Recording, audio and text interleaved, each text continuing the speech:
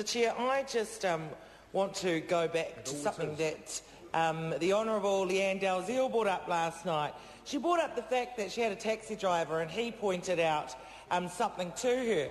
He pointed out the fact that what John Key was basically doing with regards to this budget is saying to New Zealand, let them eat cake.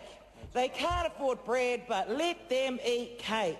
Now, we've heard from Mr Key that he doesn't value people that are on low incomes. He doesn't value those that earn the least amount of money, even though they're hard-working New Zealanders. We've heard him in the House say those people don't contribute, those people don't pay tax. Because they get working for families, they aren't contributing members of our society. He does not value them. Who does he value? He values those that are just like him, those that are earning high incomes in this country.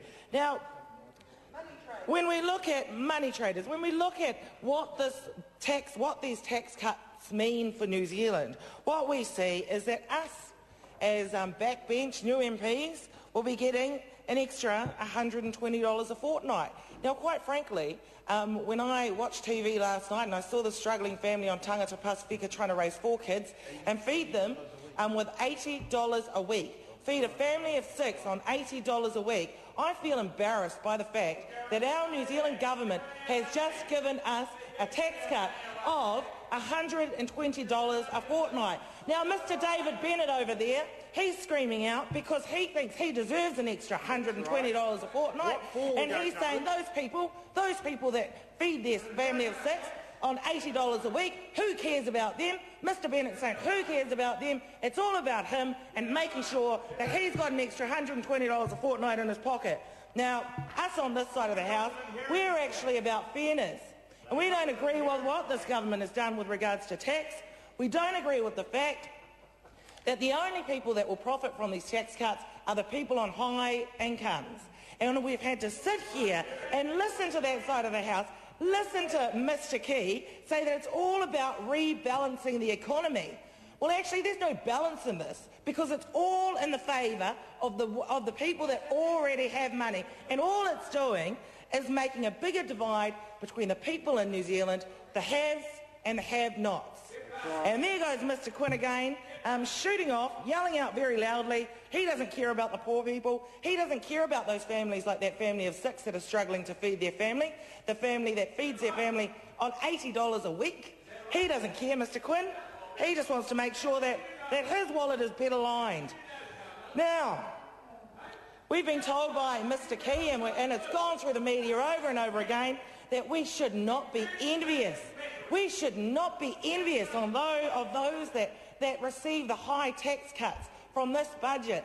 And quite frankly, most New Zealanders, from all of the things that I've seen in the papers, all of the things that I've seen online, most New Zealanders think that's quite offensive. To turn around and say, actually, one example, one person said, John Key, the overlord, says, don't be jealous, you poor peasants. And that's basically the impression that government is giving. Now, they still rely on this trickle-down effect. They still think that if they give all the money to the rich people, that it will somehow trickle down. But what's it going to mean? It's not going to necessarily mean the creation of new jobs.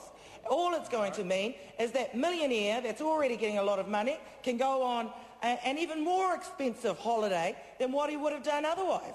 It's not going to mean that the people that they employ are going to get better wages. It's not going to mean that at all. All it's going to mean is that millionaire is going to be able to afford to buy another property. So, quite frankly, this country has a right to be angry at the government. They are going to realise that as the detail comes out, they are going to realise how it's going to hurt their families, how it's going to hurt our country.